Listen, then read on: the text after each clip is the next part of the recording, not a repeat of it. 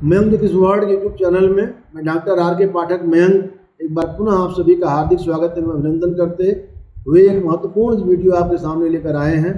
आप सभी देखते होंगे कि कभी भी मुकदमे की सुनवाई जब किसी न्यायालय में होती है और वहाँ पर जज साहब जब किसी गवाह को बुलाते हैं, गवाह पेश होता है, तो गवाह को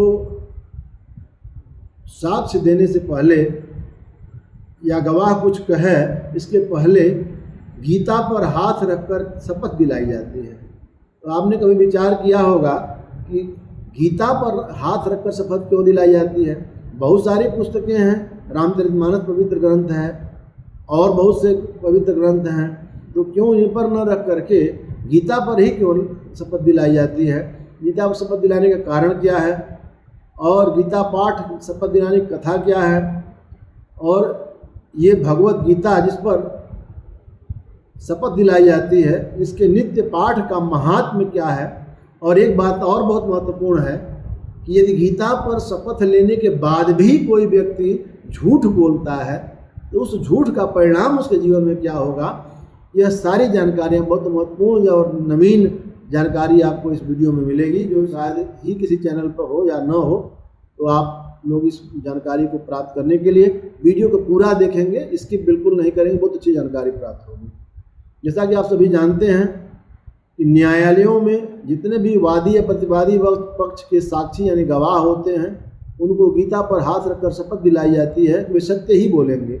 यह अलग बात है कि बहुत से लोग शपथ लेने के बाद भी सत्य नहीं बोलते, झूठ का सहारा लेते हैं। आइए भगवान के श्री हरि के मुख से सुनते हैं एक सुंदर कथा। कथा कुछ इस प्रकार से है कि भगवान श्री हरि मूर दैत्य का नाश करने के बाद वैकुंठ लोक में शेष सैया पर आंखें मूंदे लेटे मन ही मन मुस्कुरा रहे थे। देवी लक्ष्मी उनकी चरण सेवा कर रही थी। भगवान को मन में ही मुस्कुराता देख देवी को कौतूहल हुआ।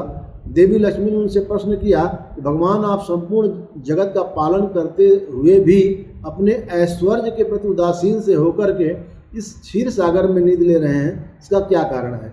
श्री हरि पुनः मुस्कुराए और अपनी मोहक मुस्कान बिखेरते हुए बोले, हे प्रिय, मैं नींद नहीं ले रहा, बल्कि अपने अंतर्दृष्टि से अपने उस तेज का साक्षात्कार कर रहा हूँ, देवी जिसका योगी अपने दृष्टि से दर्शन कर लेते हैं। जिस शक्ति के अधीन यह समस्त संसार है, मैं जब भी उसका मन में दर्शन करता हूँ तब आपको ऐसा प्रतीत होता है कि मैं नींद में डूबा हूँ, परंतु ऐसा है नहीं। भगवान ने इतनी रहस्यमय तरीके से बात कही कि लक्ष्मी जी के कुछ बातें समझ में आई, कुछ नहीं आई। उन्होंने पुनः प्रश्न किया, हे नाथ, क्या आपके अतिरिक्त भी कोई शक्ति है जिसका ध्यान आप स्वयं करते हैं? यह बात तो मुझे घोर आश्चर्य में डाल रही है। श्री हरि ने कहा, देवी, इस बात को अच्छी तरह समझने के लिए आपको गीता के रहस्य समझने होंगे। गीता के समस्त अध्याय मेरे शरीर के उस अंग हैं जिसकी आप सेवा करते हैं। गीता के आरंभ के 5 अध्यायों को मेरे 5 मुखों के समान जानिए। 6ठे से 15वें अध्याय को मेरी 10 भुजाएं समझिए। 16वां अध्याय तो मेरा उदर है जहाँ क्षुधा शांत होती है। अंतिम के 2 अध्यायों को मेरे चरण कमल समझिए। भगवान ने गीता के अध्यायों की इस प्रकार व्याख्या कर दी कि लक्ष्मी जी की उलझन घटने के बजाय और बढ़ने लगी। भगवान ने भांप लिया कि देवी के मन में क्या चल रहा है। श्री हरि ने पुनः कहा कि देवी, जो व्यक्ति गीता के एक भी अध्याय अथवा एक श्लोक का भी प्रतिदिन पाठ करता है वो सुशर्मा की तरह सभी पापों से मुक्त हो जाता है। अब तो देवी लक्ष्मी और उलझ गईं। उन्होंने संयत भाव में अपनी अधीरता व्यक्त करते हुए कहा, हे नाथ, आपकी यह क्या लीला है? एक के बाद एक आप पहेलियां ही कहते जा रहे हैं, कृपया मेरी जिज्ञासा को शांत करें। भगवान पुनः मुस्कुराने लगे। उन्होंने देवी लक्ष्मी को सुशर्मा की कथा सुनानी शुरू की। भगवान नारायण ने कहा, सुशर्मा एक घोर पापी व्यक्ति था। वो हमेशा भोग विलास में डूबा रहता, मदिरा और मांसाहार इसी में जीवन बिताता था। एक दिन सांप काटने से उसकी मृत्यु हो गई। उसे नरक में यातनाएं झेलनी पड़ी और फिर पृथ्वी पर एक बैल के रूप में जन्म लिया। अपने मालिक की सेवा करते करते बैल को 8 साल गुजर गए। उसे कम भोजन मिल रहा था और परिश्रम ज़्यादा करनी पड़ती थी, जरूरत से ज़्यादा करनी पड़ती थी। एक दिन बैल मूर्छित होकर बाजार में गिर पड़ा। बहुत से लोग बाजार में जमा हो गए। वहाँ उपस्थित लोगों में से कुछ ने बैल का अगला जीवन सुधारने के लिए अपने अपने हिस्से का कुछ पुण्य दान करना शुरू किया। उस भीड़ में एक वेश्या भी खड़ी थी। उसे अपने पुण्य का पता नहीं था, फिर भी उसने कहा कि उसके जीवन में जो भी पुण्य रहा हो उसका अंश बैल को मिल जाए। बैल मरकर जमलोक पहुंचा। बैल के हिस्से में जमा पुण्य का हिसाब किताब होना शुरू किया तो एक बड़े आश्चर्य की बात हुई कि ऐसे आश्चर्य की बात जिसके बारे में धरती लोक पर किसी बात को कहो, किसी व्यक्ति को कहो तो विश्वास ही न करे। बैल के हिस्से में सबसे अधिक पुण्य जो मिला था वह वेश्या का दान किया हुआ पुण्य आया था। उसी वेश्या के किए हुए दान पुण्य के कारण बैल को नरक लोक से मुक्ति हो गई। इतना ही नहीं, उसी पुण्य फल से पृथ्वी लोक का भोग करने के लिए मानव रूप में जन्म देकर भेजा गया। उसके पुण्य इतने थे कि विधाता ने उसे पृथ्वी लोक पर जाने से पहले उसकी इच्छा भी पूछी। ऐसा सौभाग्य करोड़ों में किसी किसी धर्मात्मा को ही मिलता है। इंसान के रूप में जाने से पहले बैल ने मांगा, हे परमात्मा, आप मुझे मानव रूप में पृथ्वी पर भेजने का जो उपकार कर रहे हैं उससे मैं धन्य हो गया हूँ, अब आपसे और क्या मांगूं। बैल जोन में मेरा जन्म पूर्व जन्म के कर्मों के कारण दंड स्वरूप ही रहा होगा, इसलिए मैं चाहता हूँ कि मनुष्य रूप में जाकर मैं उन कर्मों में न पड़ूं जो मेरा भावी जीवन खराब करेंगे। मनुष्य रूप में किसी की आशंका सबसे अधिक होती है। परमात्मा ने पूछा, बताओ मैं तुम्हारा कैसे प्रिय करूं, अपनी एक इच्छा बताओ। उसने मांगा कि मुझे बस वह क्षमता प्रदान करें कि मुझे पूर्व जन्म की समस्त बातें याद रहें, उनका स्मरण करके मैं कर्मों से भटकने को स्वयं को रोक सकूंगा। बस इतनी सी कृपा और कर दीजिए।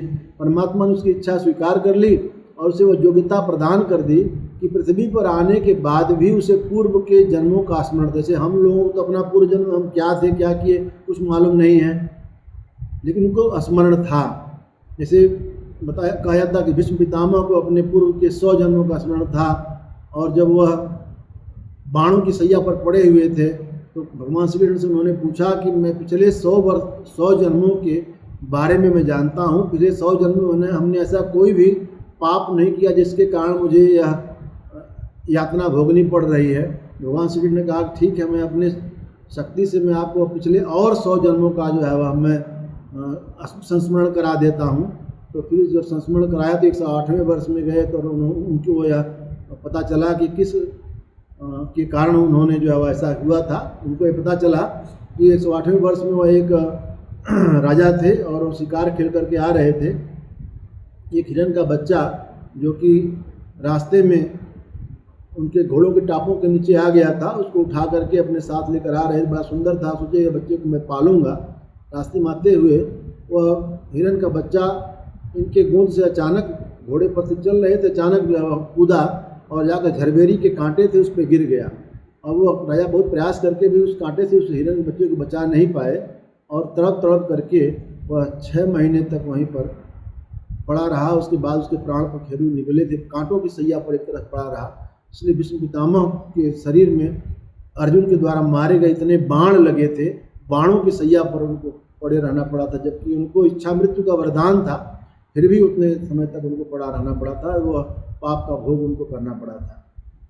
अब सोचिए कि एक छोटे से पाप के कारण, जो कि वो भी जानबूझकर नहीं किया गया था, इतना यदि कष्ट झेलना पड़ा, तो हम आप लोग जानबूझकर भी कितने पाप करते हैं, उसका कितना हमको नरक यातना भोगनी पड़ेगी, यह सोच करके रूह ही कांप जाएगी। इसलिए हमें जितना हो सके अपने जीवन में अच्छे कर्म ही करने चाहिए। तो परमात्मा ने जब उसकी इच्छा स्वीकार कर ली और उसे योग्यता प्रदान कर दी कि पृथ्वी पर लोक पर आने के बाद भी उसे पूर्व जन्म के स्मरण थे, इसलिए सबसे पहले उसने जाकर के उपकार का फल चुकाने का निर्णय किया। पृथ्वी पर आकर उसने उस वैश्या को तलाशना शुरू किया जिसके पुण्य से उसे मुक्ति मिली थी। आखिरकार उसने उस वैश्या को खोज ही निकाला। उसने वैश्या को सारी बातें बताई और पूछा, देवी आप धन्य हैं, आपके कर्म तो सबसे नीच कर्मों में आते हैं, फिर भी आपके पास इतना संचित पुण्य कैसे था? यह घोर आश्चर्य की बात है। मैं जानना चाहता हूँ कि कौन सा पुण्य आपने मुझे दान किया था। वेश्या ने एक तोते की ओर इशारा करके कहा, यह तोता को प्रतिदिन कुछ पढ़ता है, उसे सुनकर मेरा मन पवित्र हो गया, वही पुण्य मैंने तुम्हें दान कर दिया था। सुशर्मा के आश्चर्य का कोई अंत ही नहीं रहा। उसने कहा कि एक स्त्री ने से पुण्य फल का दान किया जिसके बारे में उसे पता तक नहीं है, और वह इतना पूर्ण इतना प्रभावी है कि उसकी अधम योनि ही बदल गई। उसने तोते को आदरपूर्वक प्रणाम किया और उसके ज्ञान का रहस्य पूछा। तब तोते ने अपने पूर्व जन्म की कथा सुनाई। तोता बोला, मैं पूर्व जन्म में विद्वान होने के बावजूद बहुत अभिमानी था और सभी विद्वानों के प्रति ईर्ष्या रखता था, उनका अपमान और रहित करता था। मरने के बाद मैं अनेकों लोगों में भटकता रहा, फिर मुझे तोते के रूप में जन्म मिला, लेकिन पुराने पाप के कारण बचपन में ही मेरे माता पिता की मृत्यु हो गई। मैं रास्ते में कहीं अचेत पड़ा था, तभी दैव योग से वहाँ कुछ ऋषि मुनि गुजरे। मुझे इस अवस्था में देखकर उन्हें दया आई और मुनि मुझे साथ उठा लाए। आश्रम में लाकर मुझे एक पिंजरे में रख दिया जहाँ विद्यार्थियों को शिक्षा दी जाती थी। मैंने वहाँ गीता का कुछ ज्ञान सीखा। सुनते सुनते गीता का प्रथम अध्याय मुझे कंठस्थ हो गया। इसके पहले कि मैं अन्य अध्याय सीख पाता, एक बहेलिये ने वहाँ से चुरा करके इन देवी को मुझे बेच दिया। मैं स्वभाववश इनको प्रतिदिन गीता के श्लोक सुनाता रहा हूँ। वही पुण्य इन्होंने आपको दान किया और आप मानव रूप में आए। श्री हरि ने लक्ष्मी जी से कहा कि देवी, जो गीता का प्रथम अध्याय पढ़ता या सुनता है, उसे भवसागर पार करने में कोई कठिनाई नहीं होती। इस प्रकार भगवान ने श्रीमद् भगवद गीता के विभिन्न अध्यायों को अपने शरीर का अंग मानते हुए बताया है कि गीता में साक्षात उनका वास है।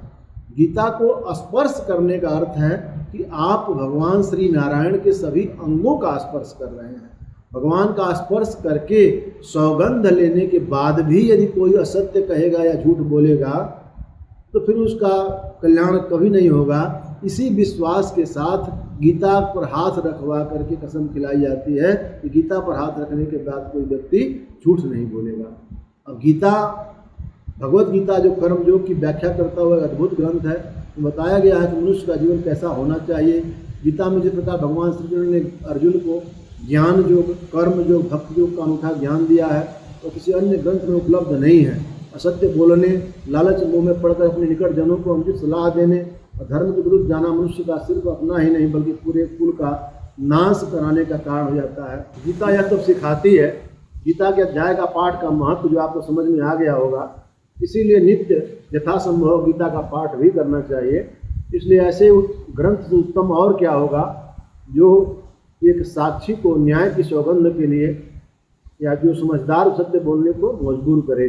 आशा ही नहीं वरन पूर्ण विश्वास है इस वीडियो में दी गई जानकारी आपको बहुत अच्छी लगी होगी, उपयोगी लगी होगी और आप अपने जीवन में गीता के ज्ञान को अपनाकर यथासंभव गीता का पाठ कर अपना वर्तमान और अगला जन्म अवश्य संवारेंगे। कृपया अपनी प्रतिक्रिया अवश्य व्यक्त करें। वीडियो को लाइक और कमेंट करके अधिक से अधिक लोगों में शेयर भी करें ताकि महत्वपूर्ण जानकारी आप सबको प्राप्त हो सके। साथ ही चैनल को सब्सक्राइब करके बेल आइकन भी प्रेस कर लें ताकि ऐसे ही महत्वपूर्ण ज्ञान के वीडियो, ज्योतिष के जानकारी आपको सबसे पहले प्राप्त हो सके। वीडियो देखने के लिए आपका बहुत बहुत धन्यवाद। फिर मिलते हैं किसी अन्य वीडियो में। मैं डॉक्टर आर के पाठक मयंक इसी के साथ अपनी वाणी को इस वीडियो में विराम देता हूँ। धन्यवाद।